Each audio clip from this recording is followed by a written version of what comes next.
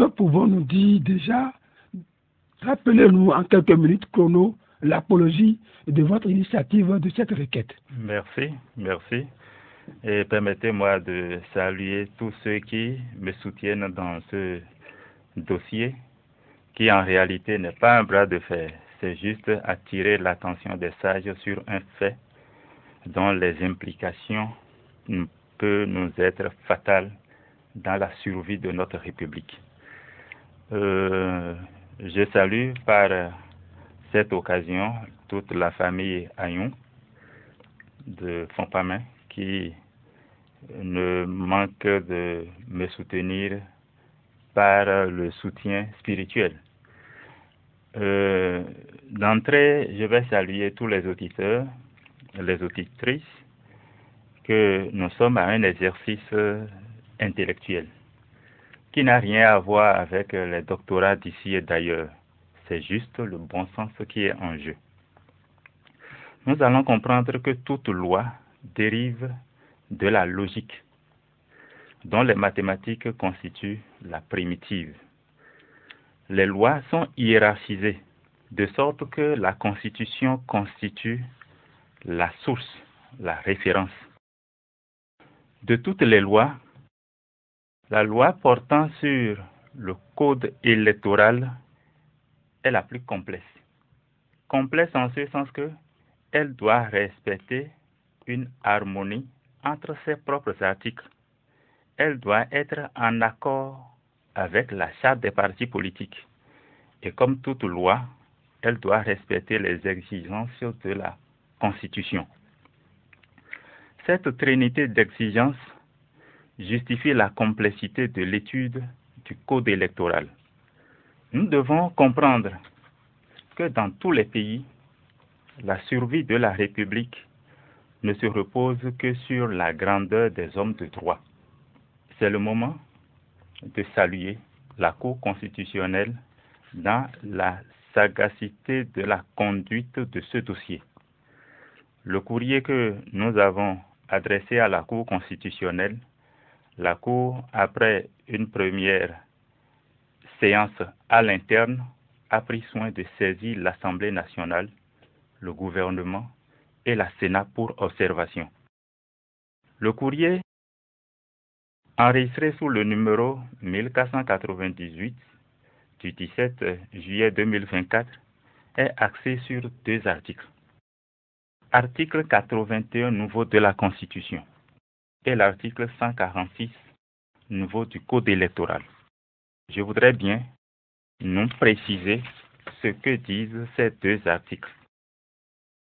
Article 81 nouveau de la Constitution dit: la loi fixe le nombre des membres de l'Assemblée nationale, les conditions d'éligibilité, le minimum de suffrages à recueillir par les listes de candidatures au plan national pour être éligible à l'attribution des sièges, le régime des incompatibilités et les conditions dans lesquelles il est pourvu aux sièges vacants. La Cour constitutionnelle statue souverainement sur la validité de l'élection des députés.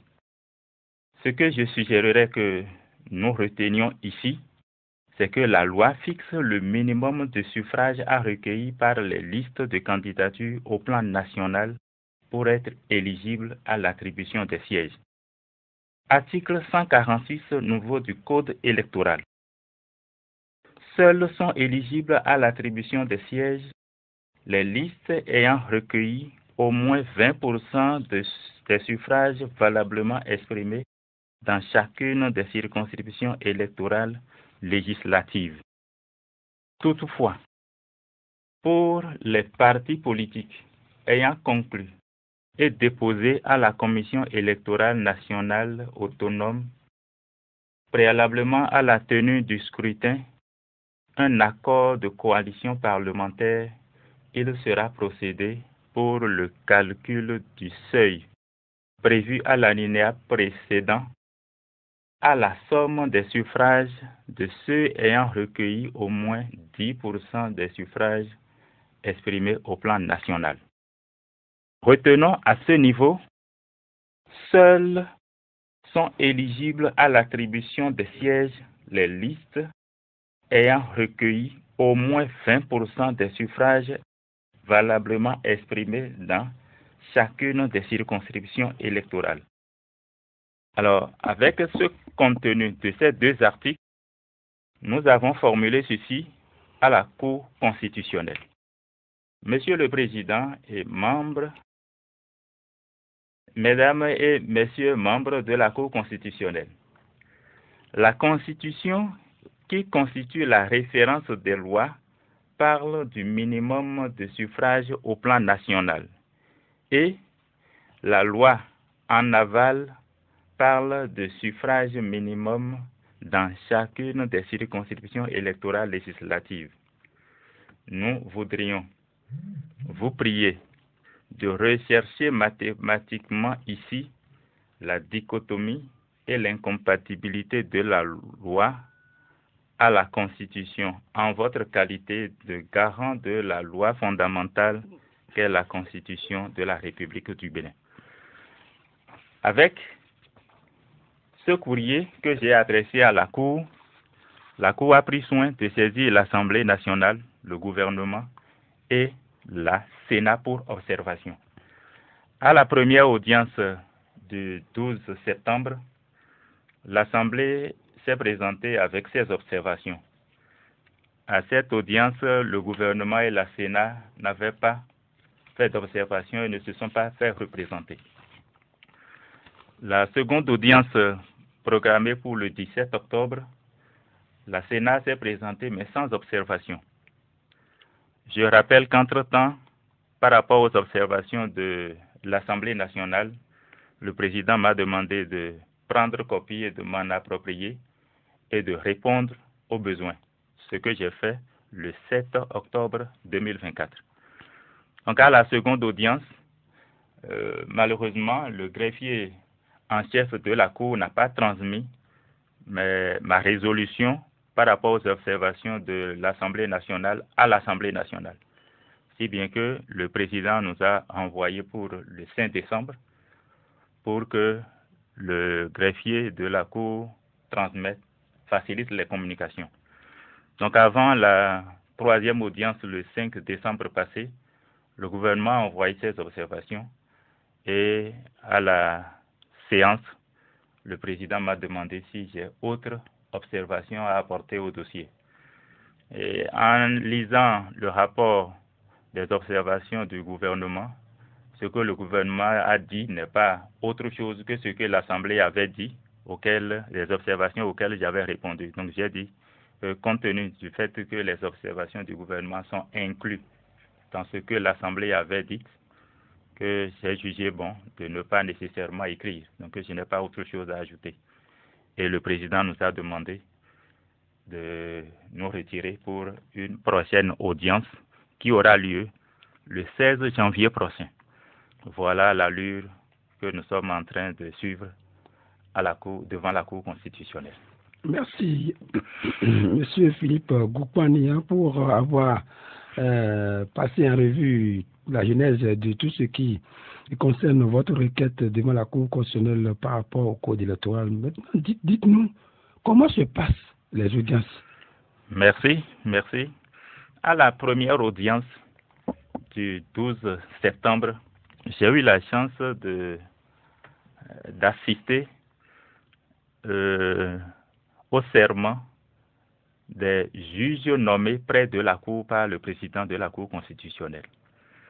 Et au cours de leur serment, j'ai suivi le message et à la fin, le président leur a dit que leur mission est capitale dans la survie de notre République, qu'ils sont appelés à examiner tous les dossiers de près. Il semblerait que des dossiers peuvent se ressembler, mais en justice, il n'y a jamais de dossier de même nature. Ils doivent prendre chaque dossier dans sa particularité. Et de plus, il leur a notifié que les décisions de la Cour, c'est eux qui préparent les projets. Donc, ils doivent tout faire pour ne pas que les décisions de la Cour soient entachées. Donc, je suis très heureux d'avoir eu cette connaissance de comment fonctionne la Cour. Alors, quand on dépose un courrier, si la Cour juge recevable, le travail est confié à ces juges qui font un rapport que présente un des membres de la Cour constitutionnelle à l'audience. Quand le rapport est présenté avec l'analyse et les orientations que le rapport donne, le rapporteur demande à la Cour de se prononcer dans le sens du rapport. Et ce qui est bien, le requérant présent à ce stade peut attaquer le rapport si le rapport ne le convainc pas. Séance tenante. Séance tenante. Le président donne cette opportunité, ce privilège, oui, au requérant d'apprécier le rapport. Et si l'appréciation, les arguments qu'avance le requérant sont convaincants, le président parfois peut reporter l'audience sans tenir compte de ce rapport-là.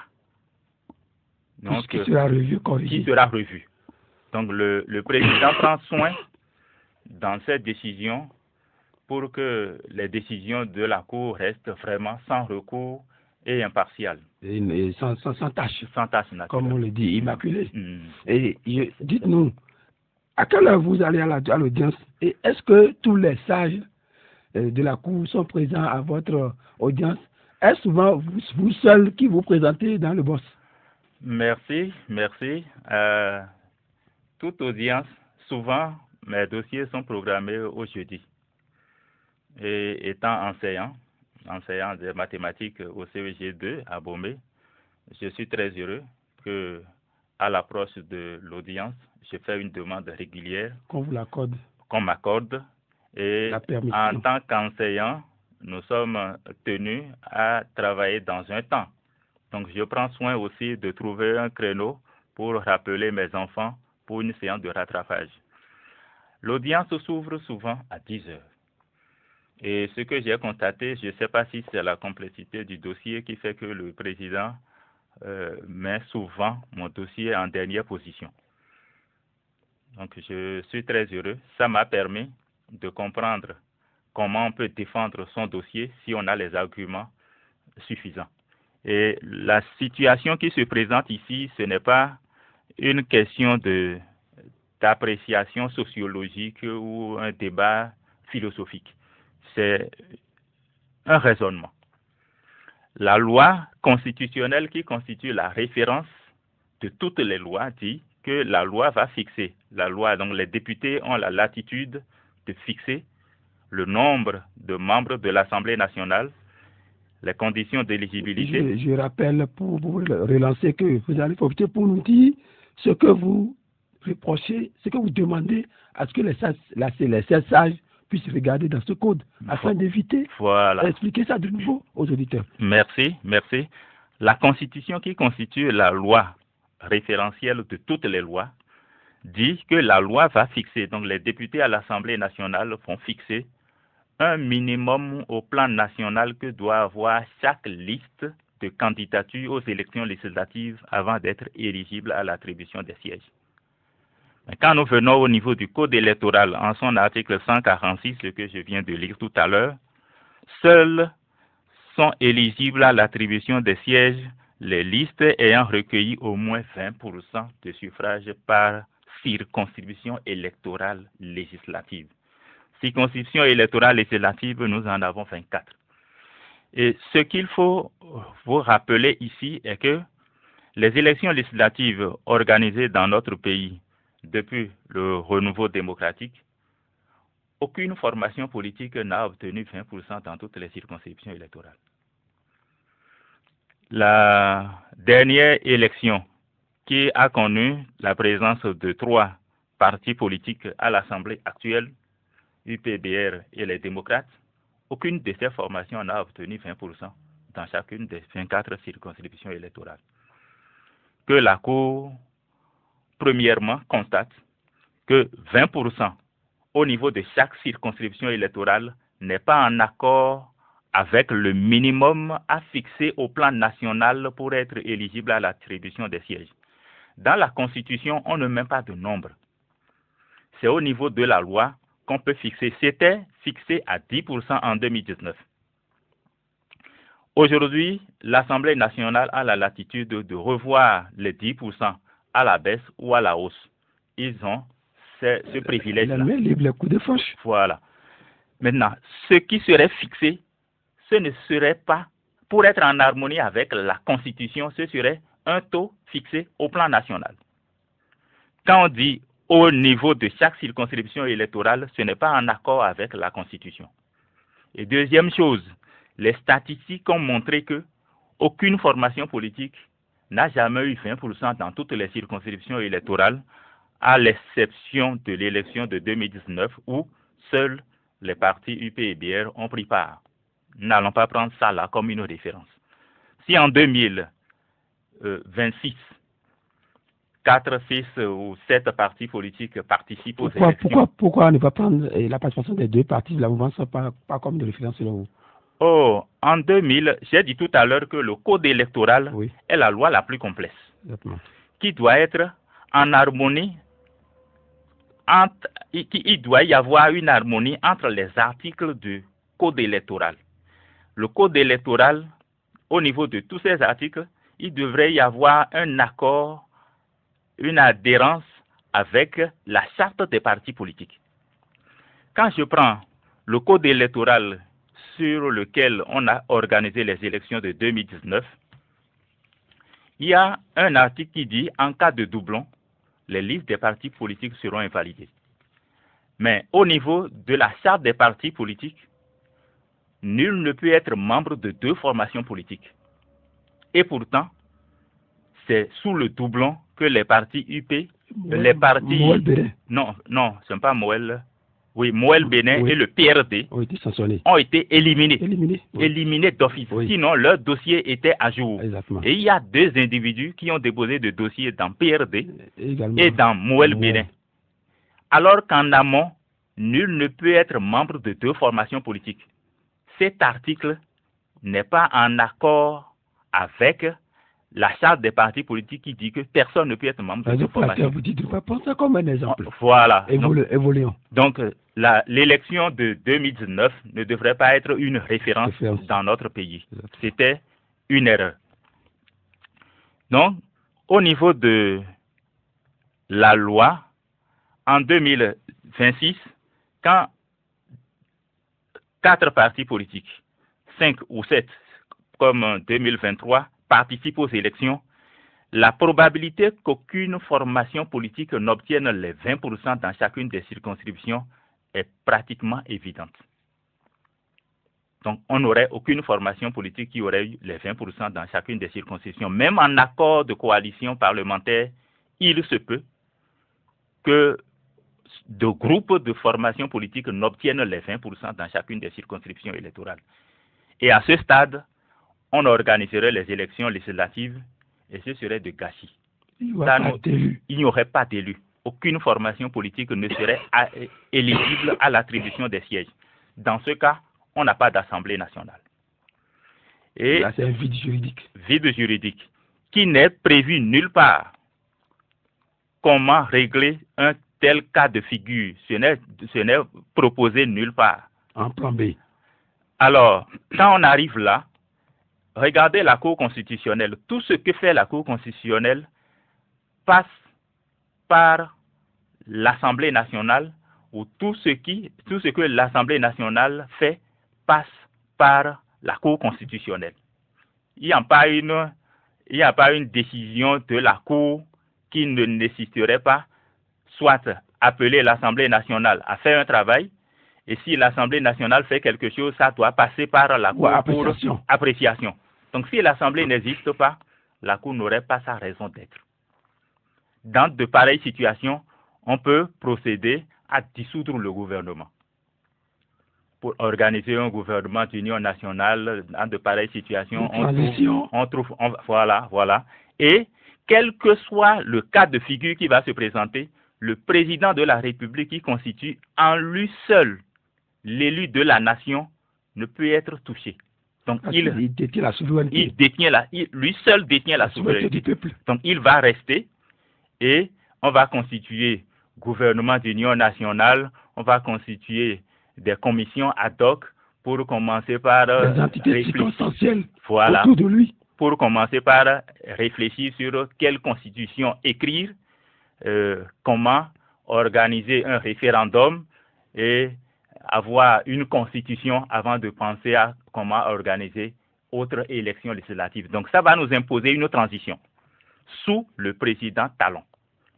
Et ce serait une tâche dans notre République que la Cour veille. C'est ce qui attire mon attention. C'est ce qui attire qu'on n'arrive pas dans un vide où on serait dans la lamentation. Voilà. Voilà, merci, Monsieur Philippe Goupania. C'est votre inquiétude, votre diagnostic à voir un peu ce qui se constitue comme le roussi dans l'œil du cyclone de 2026, à prendre votre plume pour écrire à la Cour constitutionnelle selon les droits et les devoirs du citoyen qui vous est légué. Et est-ce qu'aujourd'hui, ce que vous faites aujourd'hui, un débat classique, technique, purement apolitique, vous l'avez dit, oui, c'est apolitique. C'est rien de sociologique, mais c'est sur des raisonnements. Vous faites aujourd'hui un travail qu'on n'observe même pas au sein des partis politiques. Et on ne voit pas, vous démontez, vous disséquez, vous anatomisez le code électoral du bas étage jusqu'au sommet, de telle manière si espère que on ne les lit même pas dans les formations politiques. Est-ce qu'aujourd'hui vous êtes soutenu? Que disent aujourd'hui les partis politiques aujourd'hui qui sont concernés, les hommes politiques? Est-ce que, comment, parce qu'on a compris que vous allez à ces audiences en dehors de Radio Tonillon, personne ne parle de vous. Voilà. Vous étiez ici le 22 septembre, 10 jours après votre première audience, on vous a reçu, et 3 mois, jour pour jour après, vous reçoit.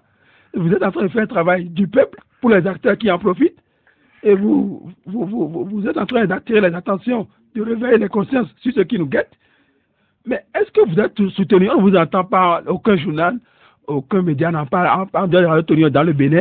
C'est à son honneur. On remercie l'administration qui nous permet d'avoir. Aujourd'hui, vous êtes un peu laissé pour compte, dans votre combat jusqu'à la fin. Où est-ce que nous en irons? Vous aurez-il créé des gains de cause seul dans votre navire, capitaine à bord? Merci. Et je profite pour saluer les responsables de cette maison, surtout vous, qui avez eu la clairvoyance de suivre ce dossier avec nos éditeurs. Les échanges que nous sommes en train d'enregistrer au niveau de la Cour constitutionnelle, j'ai pris soin la dernière fois de faire le pli de tous les courriers que j'ai adressés au président du parti UPR, au parti BR et au parti Les Démocrates. Pourquoi je l'ai fait? Ce sont les 3 formations politiques qui sont aujourd'hui à l'Assemblée nationale.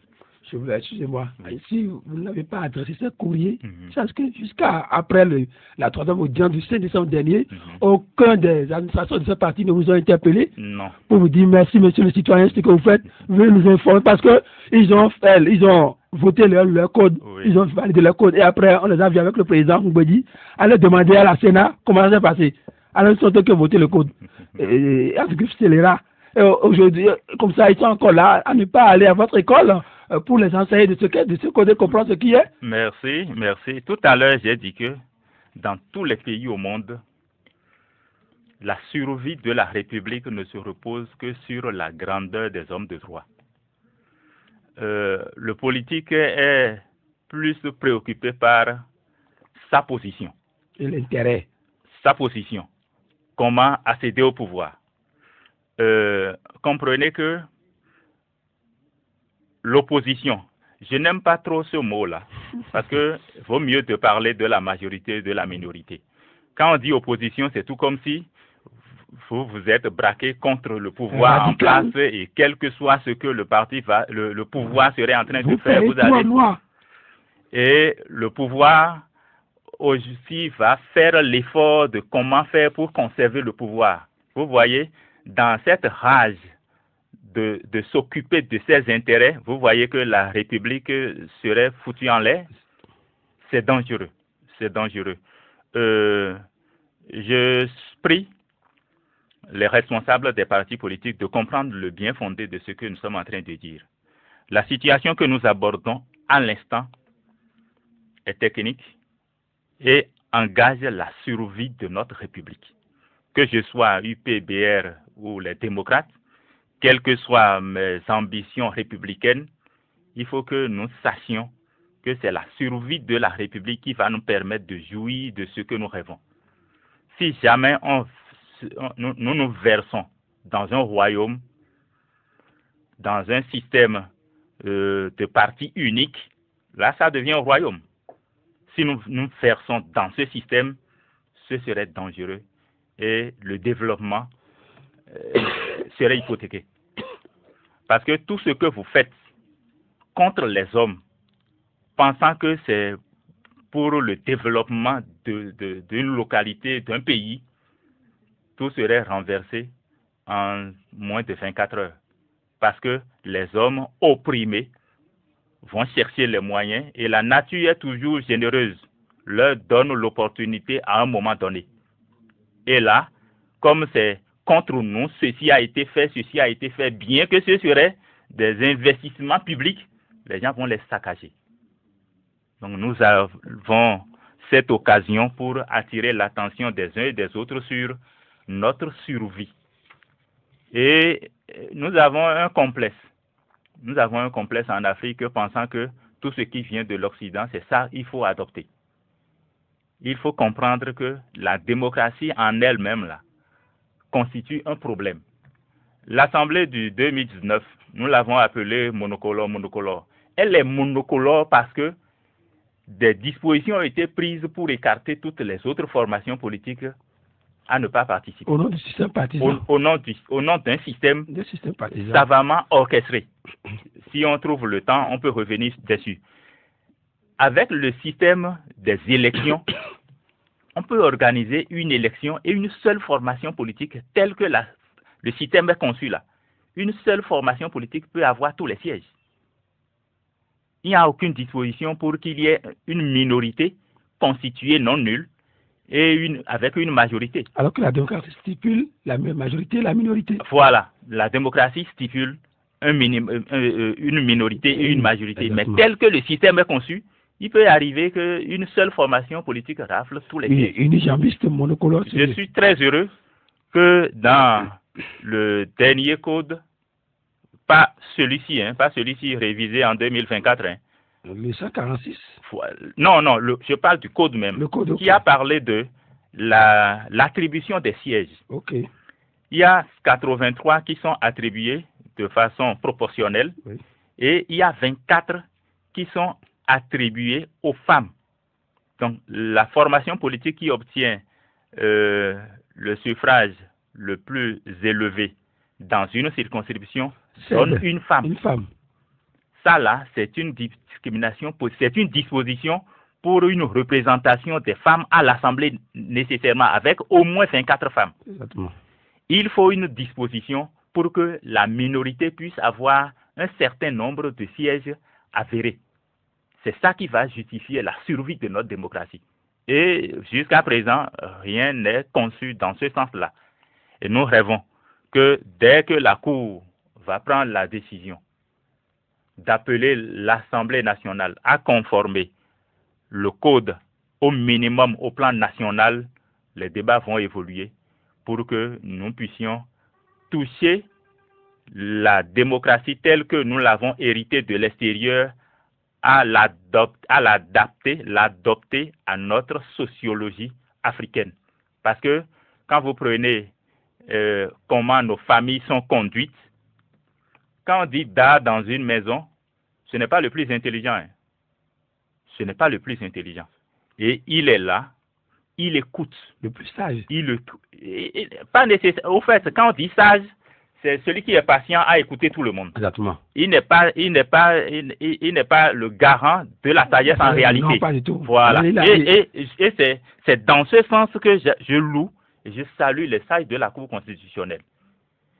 La Cour peut, à partir de la réception de ce courrier, peut décider. Mais la Cour a dit, j'appelle l'Assemblée nationale. J'appelle le gouvernement. Nous allons y revenir. Je vais revenir sur ce point de la question Sénat tout à l'heure. pour observation. Permettez que nous ouvrons le standard à nos auditeurs comme le casting de l'émission l'impose Augustin Thon. Nous allons ouvrir le standard au 01 46 49 90 03, au 01 98 04 07 65 et le 01 43 27 12 01 et sur notre page Facebook Radio Tonion FM 102.2. Monsieur Philippe Goupania, on a observé une particularité, vous, dans votre requête, quand les partis politiques et autres envoient les courriers à la Cour constitutionnelle, en un temps record, la Cour dit non, c'est évacué, puis c'est sans recours et c'est classé. Oui. À quel archive vous avez comporté pour que vous soyez déjà à 3 audiences? Merci. Et la 4e audience, ça dit que ça accroche sérieusement les 7 sages. Merci. Je n'ai pas pris le code électoral apprécié. Tel article est exclusif, tel article est chrysogène. Un premier auditeur se pointe au bout de la ligne. Bonjour, cher ami. Oui, cher ami, bonjour. Bonjour, monsieur. Vraiment, je me plais pour vous, avec votre voix enrouée. Merci beaucoup. Je pense qu'avec quelques paracétamol, ça ira. Merci beaucoup pour la posologie. Voilà, et je suis Bernard Flavien Fouda. Waouh.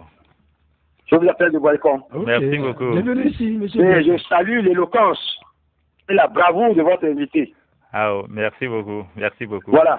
Et accord de coalition parlementaire, accord de gouvernance, patati patata. Dites-moi, cher ami. Oui. De ces expressions, quelle est la différence avec les alliances politiques que j'avais observées et que le gouvernement a dit avoir banni? Ne sommes-nous pas en face des jeux de mots pour oublier les compatriotes, chers amis? Merci. Lorsqu'on nous dit qu'il faut 20% dans toutes les circonscriptions électorales, est-ce que cette alliance veut que le BR et l'UPR, tous ensemble, donnent les 20% contre les démocrates? Éclairez-nous, s'il vous plaît. Merci. Et si par inadvertance, un élu des démocrates venait à être empêché, peut-être envoyé expert en mission, qu'adviendra-t-il? Vous voyez cette embrouillamini dans la République. Oui. Mais maintenant, ce n'est pas à l'heure du jour, mais je vous pose cette question. Si vous voulez, vous répondez. Merci. Et quel est votre avis sur le message du président à la nation et la nomination de ces ministres conseillers, ministrement nommés là? Merci. Bernard Flavien Fouda, je vous remercie. Merci beaucoup. Monsieur Bernard Flavien Fouda. Merci pour vos questions, souvent d'habitude très pertinentes et pour qui constituent d'autres thématiques, comme il a l'habitude de le dire. Et cette dernière question, parce que M. Philippe Goupania n'est pas politique. Peut-être chacun a son courant et son manteau politique, mais il peut peut-être le dérouler après. Il ne pourra pas donner son avis peut-être en tant que citoyen. Il saura comment le faire. Je ne le dénie rien du tout. Alors, quelle est la différence entre la coalition des partis et avec tout ce qu'on disait en temps de système partisan, en tout cas étrangement, c'est aujourd'hui, est-ce que c'est les chaises musicales qui se forment? En temps, je vous demandais comment vous arrivez à attirer, à accrocher les 7 sages, à ne pas tout de suite déjà évacuer votre courrier. Merci. Lorsque vous prenez un code... Derrière Bernard Flavien Fouda, notre point. Bonjour, cher ami. Oui, bonjour. Bonjour, monsieur. Monsieur Kota, Monsieur Kota. Kota. Oui. Ok, monsieur Kota. Je remercie le plateau, je remercie votre invité. Votre invité. Merci. Qui est le retirant. Il n'a pas eu ses formations, mais il a fait un utile, il a fait une démarche citoyenne. Il faut vraiment le remercier pour ça.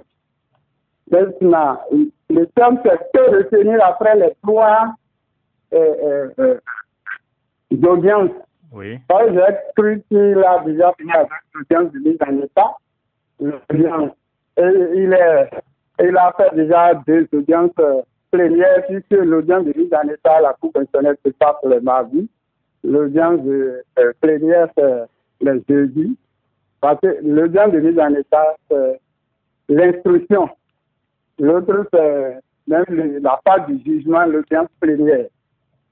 C'est ça qui se passe là. Et tel que la requête est formée et il a lu, c'est que sa requête ne soldera pas une décision d'irrécevabilité. Parce qu'il n'a pas invoqué une violation du droit. Alors qu'il s'agit d'une loi. Quand votre recours porte sur une loi, et vous n'invoquez pas que cette loi viole tel droit érigé par la Constitution, à la fin, le juge déclare ça irrecevable et dit que cette loi a déjà suivi des contrôles de constitutionnalité et sont déclarées déjà conformes à la Constitution dans toutes ses dispositions. Donc, c'est ce qui va se passer. Jusqu'à preuve du contraire, qui s'attend à l'irrécevabilité de la demande. C'est ça. Puisque tel qu'on est en train de faire, c'est la procédure qu'ils sont en train de mettre en œuvre le règlement intérieur et la loi organique sur la Cour constitutionnelle. Ils doivent écouter les autres parties et écouter aussi, puisque tout citoyen béninois a le droit de faire entendre sa cause devant les juridictions nationales compétentes. C'est l'article 7 de la Charte africaine des droits de l'homme et des peuples. C'est pourquoi ils ont invité les autres, ils viendront parler aussi, vous allez entendre. Maintenant, je vais vous dire que tout ce que vous créez, rien de ça ne va arriver. Parce que le juge constitutionnel, garant de la transparence et de l'élection, que ce soit législative ou présidentielle, c'est déjà averti dans la République. Et tel que les lois sont conçues, c'est parce que c'est la nouveauté qui fait peur. Sinon, il n'y a rien, il n'y a pas de panique. Même toutes les situations que vous décrivez, même si dans une circonscription électorale, on ne parvient pas à avoir 20%. Il y a déjà une jurisprudence en 2019. Mais on va considérer les partis qui sont là, ils vont régler les choses au prorata. Des voix obtenues par chaque parti. C'est simple. Il n'y aura pas de le vétéran à ne pas avoir affaire. Et que tout le monde se tient au respect de la loi. La loi ne sera plus modifiée avant les élections. Une chose est sûre. Parce que c'est allé déjà, on a déjà fait passer cette loi au contrôle de constitutionnalité plusieurs fois. Mais ça va s'appliquer. Maintenant que les partis travaillent sur le terrain pour retrouver le quota imposé par la loi, et tout va bien se passer, en tout cas selon moi. Merci. Tout se passera bien. Il n'y aura pas de dérive, il n'y aura pas tout. La Constitution est là, le juge constitutionnel est là, et le juge est là pour la régulation de l'activité des pouvoirs.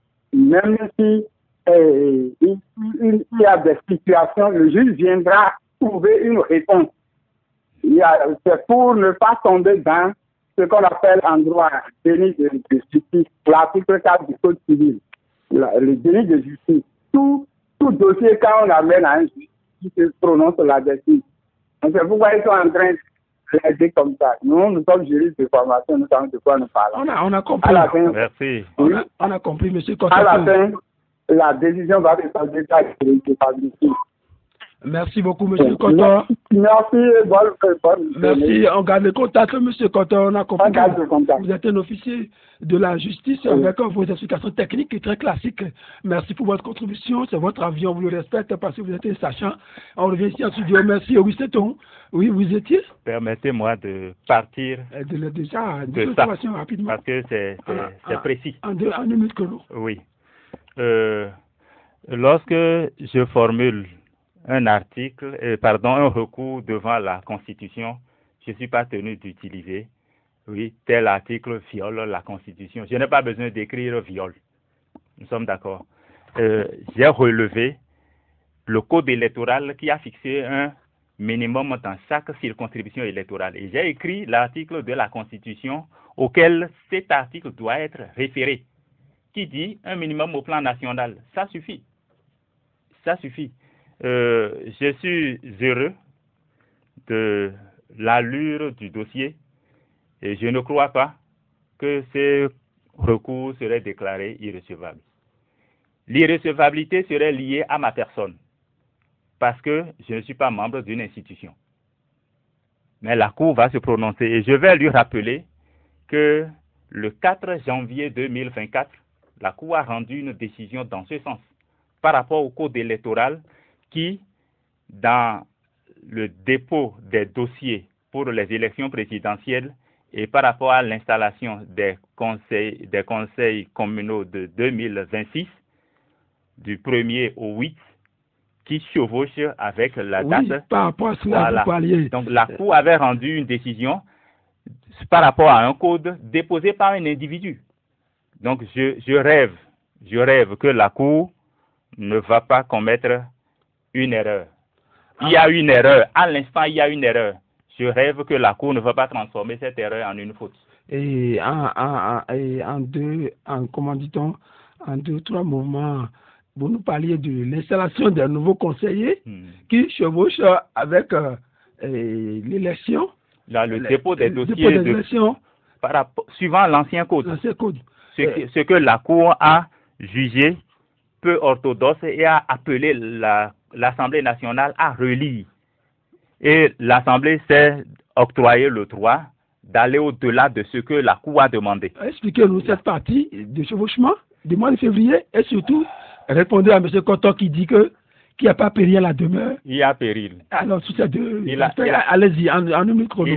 Il y a péril en ce sens que il ne suffit pas de lire la loi, de tenir un séminaire autour d'une loi, surtout le code électoral qui est complexe, pour apprécier toutes ces implications. Monsieur, quand on dit que dès qu'il y aura difficulté, qu'il y aura des choix pour l'attaque par les juges. Au fait, le code dit 20% dans chacune des circonscriptions électorales. La Constitution dit un minimum au plan national, qui n'est pas respecté aujourd'hui. Si la Cour ne prend pas des dispositions pour appeler l'Assemblée nationale à se conformer à la Constitution, et si demain on constate que aucune formation politique n'a eu 20% dans toutes les circonscriptions électorales, que viendrait faire, sur quoi le juge va s'appuyer pour prendre une décision? Ben là, Flavien, tout doit être pris. Si un élu était en mission. Si un élu des démocrates était en mission par rapport à la situation de la coalition des partis, les 20%, UBR, UPR. Non, ce qu'il a dit, oui. Il a demandé si ce n'est pas un jeu de mots, coalition parlementaire, oui, accord de gouvernance. Exactement. Accord de gouvernance, c'est une relation qui regroupe un certain nombre de partis politiques pour accompagner le pouvoir.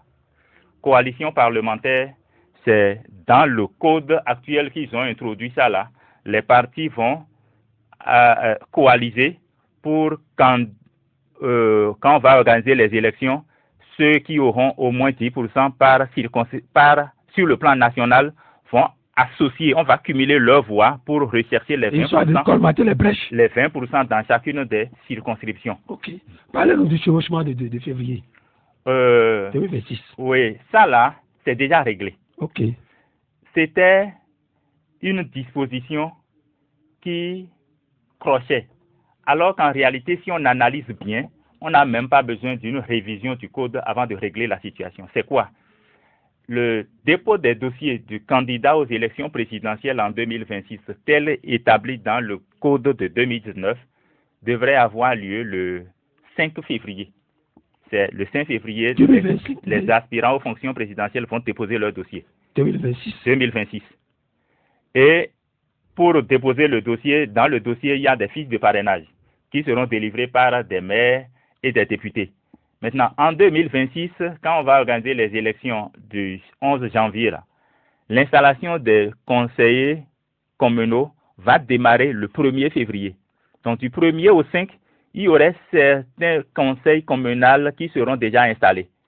Il y aurait encore d'autres qui ne sont pas installés. Donc, nous aurons une génération de nouveaux maires et d'anciens maires. C'est ça là qu'un citoyen qu'on appelle Kodjo Gbeho, qui a constaté que va faire quel parrainage, qui va donner le parrainage entre nouveaux maires et anciens maires. Si la Cour, en ce moment, avait étudié le dossier avec la Sénat Et si nous demandons aux parrains là de finaliser, de remettre leur fiche de parrainage à qui a parrainé au plus tard le 31 janvier 2026, le problème serait réglé. Si on demandait à la Sénat de distribuer les fiches de parrainage à temps pour que les parrains, députés ou maires délivrent leurs fiches de parrainage au plus tard le 31 janvier 2026. Les anciens maires l'auraient déjà fait. Voilà. Avant de partir. Voilà. Et il n'y aura plus chevauchement. Voilà, il n'y aurait plus chevauchement. Donc c'est cette jurisprudence que la Cour n'a pas vue et a demandé à l'Assemblée nationale de réviser le code électoral et qui leur a donné la latitude d'aller au-delà de tout ce que la Cour n'a pas demandé. Ce qui vient de nous conduire dans un problème de fond. Ici, je suggère, le juge qui a parlé tout à l'heure là, j'ai compris qu'il ne m'a pas écouté. Il ne m'a pas écouté en ce sens que le code dit... Il ne l'a pas suivi. Non, écoutez, il a entendu ce que j'ai dit, mais il ne m'a pas écouté. Ok, allons-y. C'est bien ça. Allons-y. Le code dit, seuls les partis politiques qui obtiennent 20% dans chacune des circonscriptions électorales seraient éligibles à l'attribution des sièges. Mais la source des lois, la référence que constitue la Constitution dit, la loi va fixer un minimum au plan national. Est-ce que le code, à ce stade-là, est en harmonie avec le minimum au plan national? C'est là le problème. Donc, je n'ai pas besoin de dire le code a violé la Constitution. Excusez beaucoup, avant que les sages de la Cour comprennent le sujet. Monsieur Philippe Goupani, nous sommes en train d'amorcer la descente de cette émission. Comme je le dis d'habitude, le temps, c'est comme un disque. Dès qu'on le jette, ça tourne, ça n'attend personne. Vous aviez émis votre requête le 17 juillet 2024. La première audience s'est tenue le 12 septembre 2024. La deuxième audience, 17 octobre 2024. La dernière, c'était le 5 décembre. Et la prochaine audience, c'est le 16 janvier. Oui. Qu'attendons-nous? Qu'attendez-vous? Qu'allez-vous faire là-bas? Je rêve. Et je prie chacun de nous à s'approprier de ce courrier et de lire et de prier chez lui. C'est une affaire de prier aujourd'hui? Oui, il faut prier aussi. Prier en ce sens que la sagesse n'est pas donnée de façon vrac. La sagesse n'est pas en vrac. Elle s'acquiert. Oui, elle s'acquiert. Le savoir s'apprend. Il faut apprendre à écouter avant de développer sa capacité d'harmonie. Vous voulez dire que le destin du pays dépend des juges? Oui, je l'ai plusieurs fois dit. La survie de la République dépend de la grandeur des hommes de droit. Et ce n'est pas la forme. Non, ici c'est un problème de fond. C'est un problème de fond qui est ici. La Constitution sur laquelle la Cour se repose dit la loi va fixer un minimum au plan national. Au niveau de l'Assemblée nationale, j'ai échangé avec un député qui m'a dit oui, la loi dit qu'on va fixer un minimum et nous avons mis ça à 20%. J'ai dit veuillez m'écouter. La Constitution a dit un minimum au plan national. Et à l'Assemblée, vous avez fixé 20% dans chacune des 24 circonscriptions électorales. Il a dit, c'est comme ça? C'est un député qui m'a dit ça. Donc, du coup, ils n'ont pas perçu l'incongruité entre le code et la Constitution. Et c'est à cet exercice la Cour est en train de prendre des dispositions. Je rêve qu'à cette séance, la Cour prenne la responsabilité d'appeler l'Assemblée nationale à revoir le minimum au plan national qu'exige la Constitution. Et le tour serait joué. Un mot de fin pour descendre. Mot de fin, comme j'ai demandé tout à l'heure, la prière, que chacun suivant son obédience religieuse, prie et fait ce qu'il peut, comme je suis en train de faire ce que moi je peux.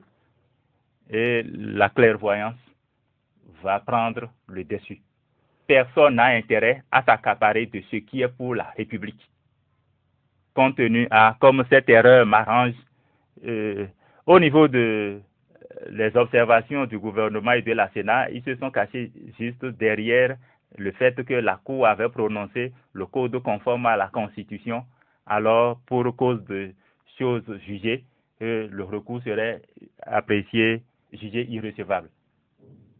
En 2019, le code que la Cour actuelle a demandé de relire le 4 janvier était jugé conforme à la Constitution. le président Kérékou a prêté serment le 4 avril 1996. Oui. Nous sommes d'accord. Oui. La Cour a reçu ce serment. Mais le lendemain, est revenu dessus pour dire que dans le serment, il n'a pas ajouté les membres de nos ancêtres, au nom des membres de nos ancêtres. Et a rappelé le président. Il a remonté à Porte-Nouveau. Voilà. Et c'est ça qui a fait que la prise de service du président d'investiture a glissé au 6 avril. Donc, l'expérience de revenir sur les décisions de la Cour, ça ne date pas d'aujourd'hui. Je rêve que tel que la Cour actuelle est revenue sur une décision de la Cour précédente qui comportait un couac, puisse revenir sur sa propre nom pour que la République soit stabilisée. Merci, M. Philippe Goupania. C'est fini? Fini, je ne dirais pas fini. Vous voyez, ce dossier, je salue les deux honorables qui ont appelé. Nous sommes d'accord. Nous avons tendance à faire le débat compte tenu de notre accointance politique. Vous avez vu, très peu d'auditeurs ont appelé. Nous sommes d'accord. Mais beaucoup ont suivi. Non, tout le monde a suivi. J'en suis très heureux. Tout le monde a suivi. Les gens sont choqués. Ils ne s'attendaient pas à ça. Maintenant que vous avez compris, que chacun prie et appelle les députés dans nos rayons à comprendre le bien fondé de la situation. Ce serait bien que les partis politiques se réunissent autour de ce courrier, tiennent des séances. J'ai demandé dans le courrier que j'ai adressé au président de ces trois formations politiques une opportunité d'échange autour du courrier que je suis en train d'échanger. Et du document aussi à mettre à disposition des concitoyens? Oui, qui veut peut me contacter, si vous me permettez, au numéro 0. Il nous contacte. D'accord. Ils nous contactent à la radio. D'accord. Et puis, ils appellent le technicien ou moi. Voilà, puis, là, nous aurons l'opportunité d'échanger dessus les articles en situation que moi j'ai déjà recopiés. Je peux mettre ça à leur disposition avec le contenu des échanges que nous sommes en train de faire au niveau de la Cour pratiquement depuis 6 mois.